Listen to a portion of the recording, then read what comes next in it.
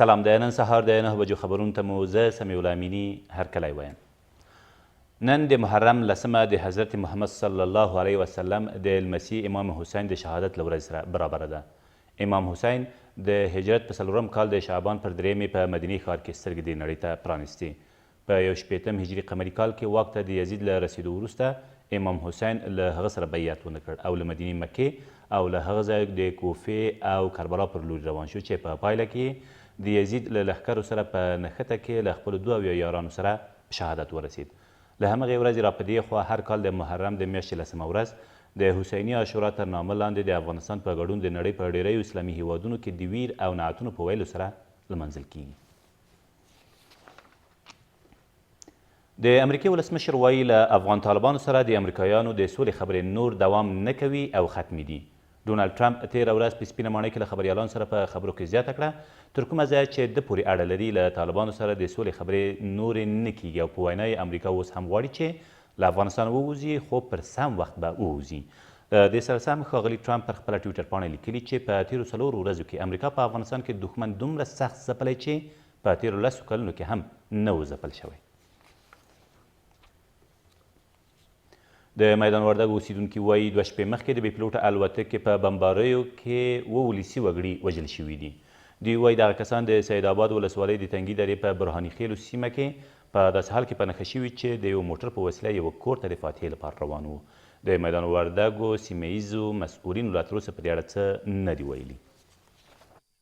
دا خلک ګلهیم ملا فاتح زوی یو به زوی و په خپله دی موټروان دی، یو به زوی دی په پوهنتون کې دی، بل زوی دی دلته محصل دی، بل هغه میرخان دی د ده هغه دی هغه ښی دی هغه هم مزدور کار دی، بل شاه محمد هغه په شرکت کې کار کو، بل د تره زوی دی په کابل کې اوسي. دا ټول د دواګیۍ ته راغلي وو. ما په خپله اټکله ورته کړې وه. ټول ملکي خلک وو، څنګه ډوډۍ وخوړله. دا اتونه شل تېرې وې راووتل، نور خلک هم وو څنګه دلته راغلل تورې پایل پرې وکړو، ټول شهیدان کړل. والله دغه ټول خلک شهیدان دي، کسان وو چې که چا وي چې مجرم دی ما دې ورسو ولي.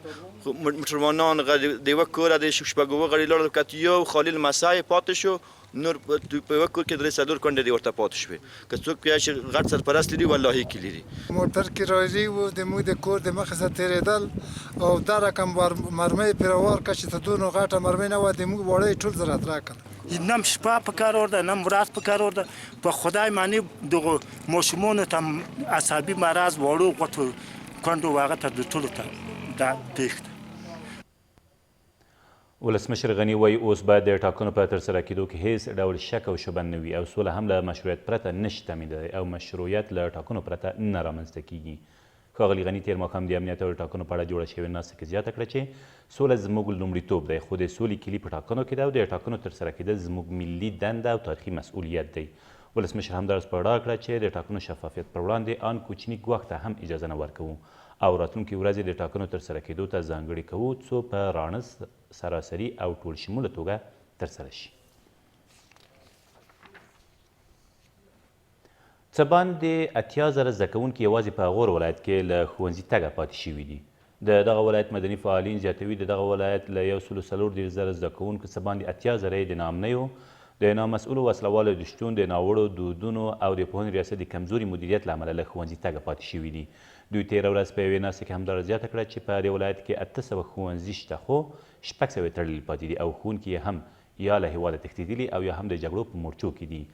دې سره سم د غور د پوهنې ریاست مسؤلین دغه ادعاوې ردوي او زیاتوي چې د دغه ولایت په ټولو سیمو کې له 10 ښوونځیو پرته نور ټول ښوونځي فعاله او د زده کوونکو شمېر هم ډېر دی.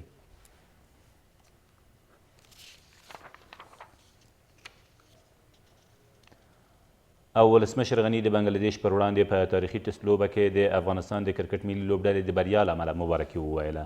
د افغانستان د کرکټ ملي لوبډلې تېره ورځ کوربه هیواد بنګلادیش ته په یوازینۍ ټسټ لوبه کې په 240 منډو ماتې ورکړه.